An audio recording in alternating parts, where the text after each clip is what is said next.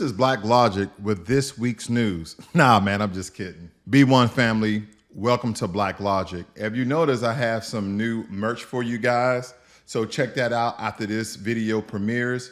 I have this particular design and another one as well. I think that you guys will enjoy that. So as you see here, Russia has enlisted over 230,000 troops to support the war against Ukraine.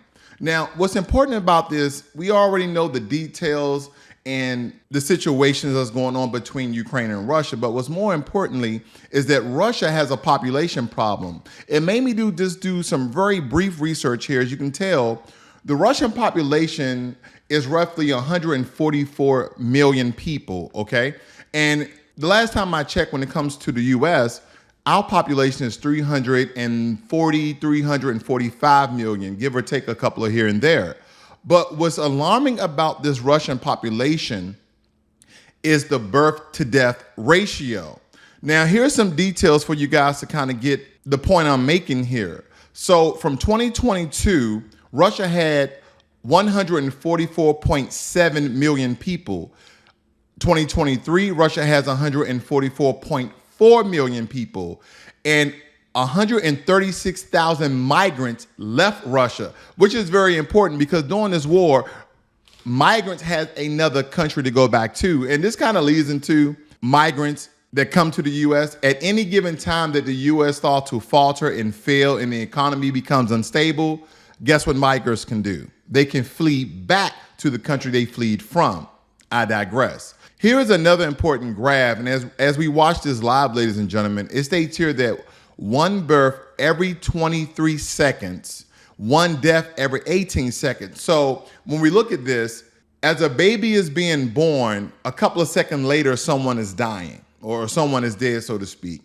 And then right under there, it says one immigrant every 3.87 minutes, net loss of one person every 1.05 minutes. So they're basically saying every minute we're losing somebody, and they have already projected that the Russian population is faltering, it's failing, it's declining very rapidly. And what Putin has done is for mothers who are having 3 kids or more, giving them a meager and measly $10,000. Come on, Putin. I know you can give them $100,000, got all the oil, got all the gas, and you're selling that to China and India. But anyway, I move on. I don't know if you guys are familiar with the story, but let me give you a brief synopsis of it.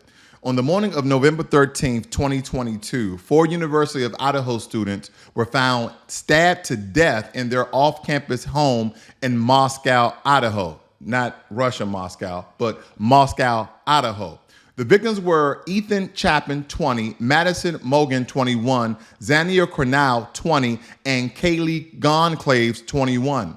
Police quickly identified Brian Kohlberg, a 20-year-old criminology PhD student at Washington State University.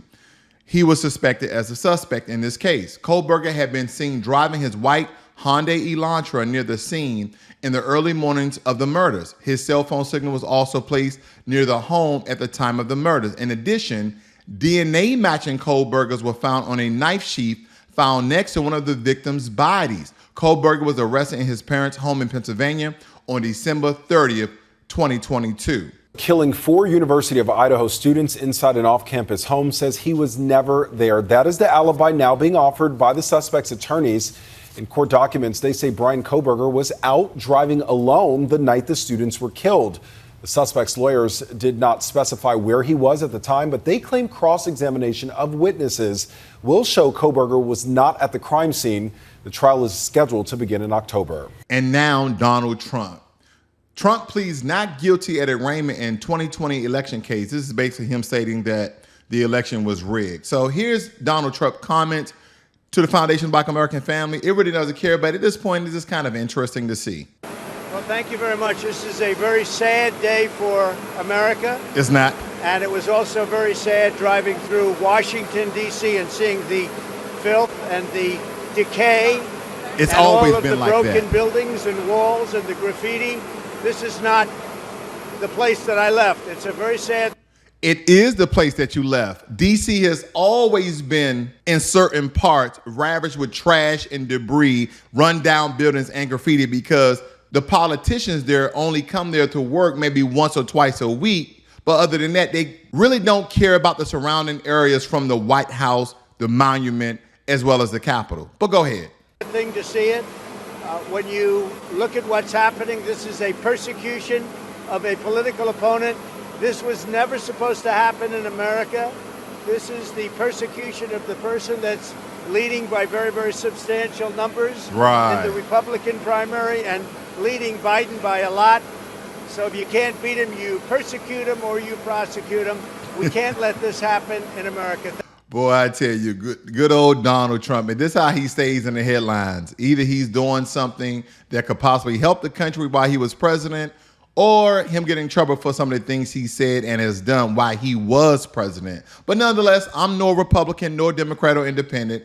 I'm just foundational Black American, demanding that the system recognize us in the owens of reparations just as well as the Native Americans. But I digress. Now, our sister here from Texas A&M reaches a $1 million settlement with journalism professor over in hiring controversy. Now, if you guys are not familiar with this, let me give you a small breakdown, because in June of 2023, Texas A&M University offered Kathleen McElroy a tenure position as the director of the journalism school. However, after alumni and donors raised concerns about Elroy's work on diversity, equity, and inclusion, I'm so tired of that, the university rescinded the offer and changed the terms of her contract. Elroy alleged that she was discriminated against because of her race and her work on diversity initiatives. But of course, sister, you knew this. We know this. The university's action sparked a firestorm of controversy, and President M. Catherine Banks eventually resigned. So the president of the school resigned because of the controversy of them rescinding a tenure position as the director of the journalism school.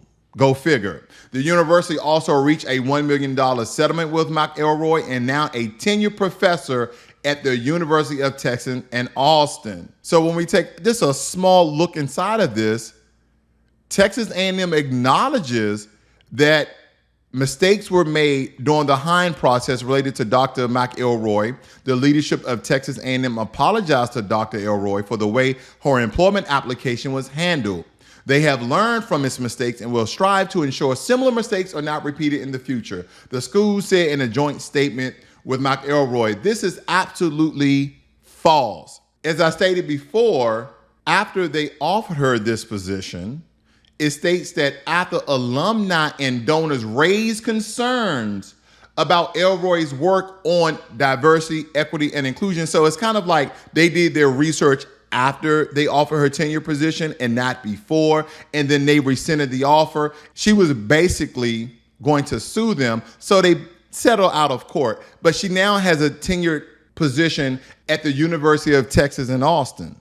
So she came out on top, but this goes to show you through her work and her positioning and some of the journalism she has implemented in some of her courses that it probably has some remnants, some residue of Black empowerment, but because of a lot of our professors in academia have been sellouts, we have to wait for more details deriving from this case, if any. Florida tells schools AP psychology courses with LGBTQ plus content violates the law. Let's figure this out. Florida has told school superintendents that the advanced placement psychology course offered to high school students violates the state's new law prohibiting instructions on sexual orientation and gender identity, effectively banning the class. As we stated yesterday on my special edition, adolescents and teens do not develop their frontal cortex until their early 20s to make those decisions that have future ramifications. So this is very important and critical that we don't influence, cheer on, and support things that these youth, that these teenagers not be ready for, especially as they start to live their lives in their early 20s, when some of them realize that the decisions that they made when they were teens was not the course in which they wanted to go.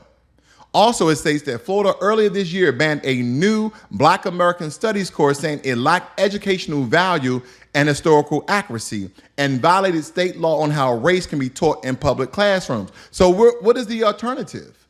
Where's a replacement that you're going to still continue to teach Black history, because there is no replacement, because you're trying to eradicate Black history from the books. You're also trying to eradicate slavery as history, but we won't allow it.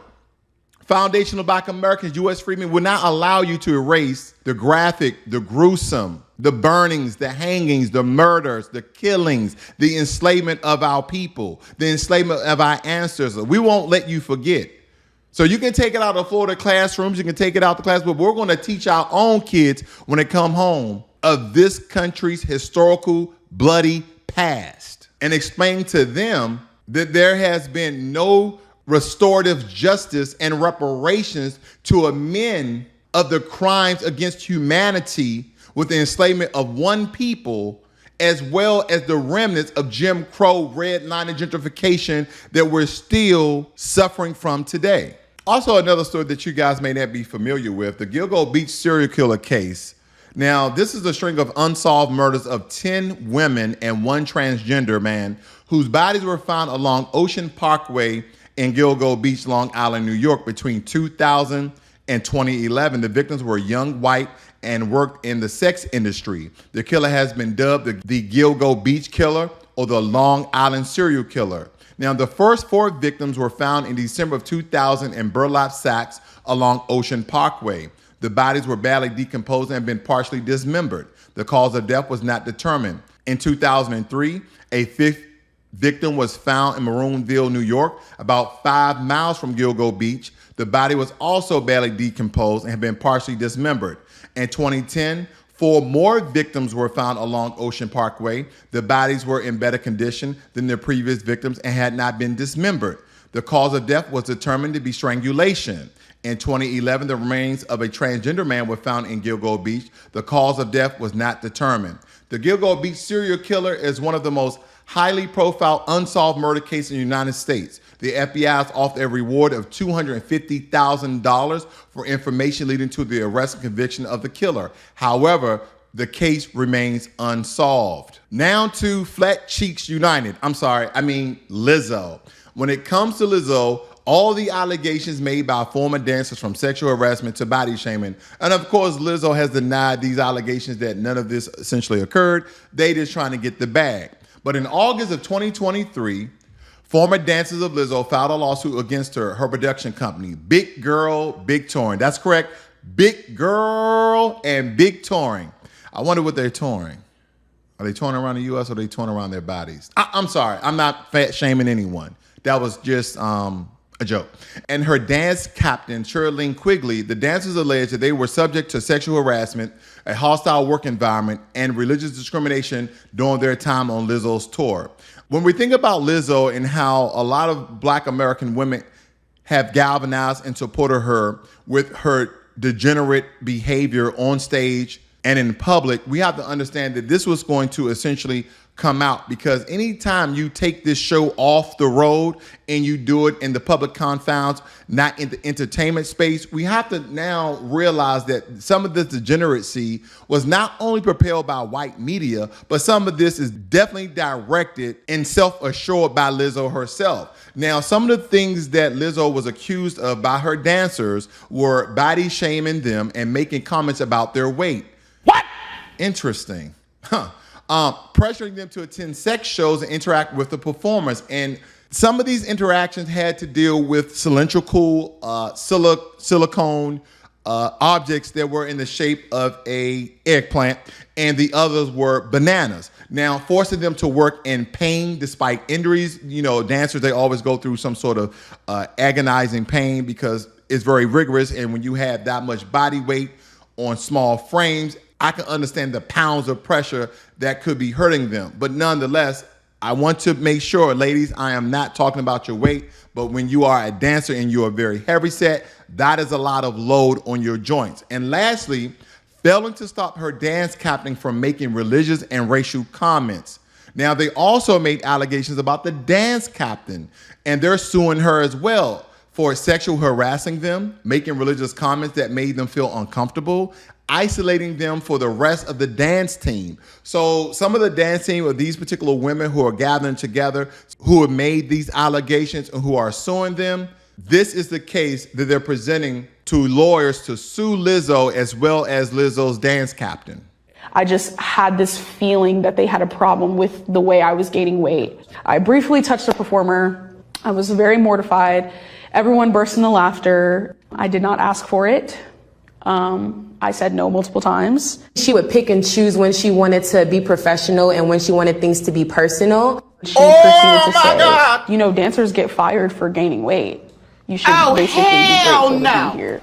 If you guys are not familiar with Google's new tool, it has launched a tool called Results About You that allows users to track and delete search results about themselves. The tool is currently available in English only. Now, to use this tool, users can search for their name or other relevant information on Google. If they see a result that they want to remove, they can click on the 3 dots next to the result and select Remove Result. Users can also request a removal of search results that contain their personal phone number, home address, as well as email. To do this, they need to go to the Results About You dashboard in the Google app or the Google website. Google will review each removal request and take action if it meets the company's policy requirements. This usually takes about a few days. If you guys are not familiar with this new shock pertaining to infants, then this is important to you, especially if you have a newborn. Infant RSV shot wins backing of CDC advisors, paving the way for fall availability. Now, a new shot to protect infants from respiratory virus has won the backing of the CDC advisory panel. The shot, called Beyfortus, is the first of its kind to be approved in the U.S. and could be available as early as this fall. RSV is a common respiratory virus that can cause serious illness in infants and young children. It is the leading cause of hospitalization among infants under the age of 1 in the U.S. Beyfortus is a monoclonal antibody that targets the RSV virus and helps to prevent it from infecting the lungs. In clinical trials, Beyfortus was to be highly effective at preventing RSV-related hospitalization and death. In infants less than 8 months old, the shot was 69% effective at preventing hospitalization and 99% effective at preventing death. The CDC advisory panel unanimously recommended Beyfortus for use in all infants less than 8 months old. The panel also recommended that the vulnerable children aged 8 to 19 months, children aged 8 to 19 months old get a dose of Beyfortus as they enter their second RSV season. The CDC is expected to make a final decision on Beyfortus in the coming weeks, if approved. Beyfortus will be a major breakthrough in the fight against RSV. The shot could help to prevent thousands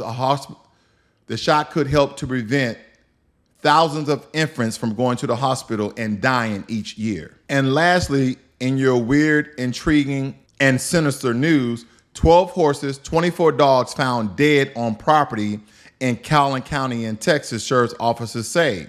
Authorities discovered deceased animals while executing a warrant in the unincorporated area of Westminster. It states here an investigation is underway after dozens of animals were found dead on a property in Calhoun County. They state that the only animals that were alive at the scene were 2 dogs, 2 horses, a cow, a lizard, and a snake. They were seized by investigators and turned over to animal control personnel, the sheriff's office said. This basically sounds like one or two things, family. That one, they could no longer afford to feed and house and shelter the animals, so they're essentially poisoning them, allegedly. But this could be neighbors at war of poisoning one another's farm animals because maybe the horses or dogs were on their land or something weird like that. More than likely, because of the number of decomposing dead animals, I would like to believe that they were poisoned in order to, 1, file an insurance claim, or 2, eradicate them of feeding, sheltering, and housing the many animals that they have accumulated. This has been your Newsweek. Be one. And don't forget to like, share, and subscribe, and check out my merch below.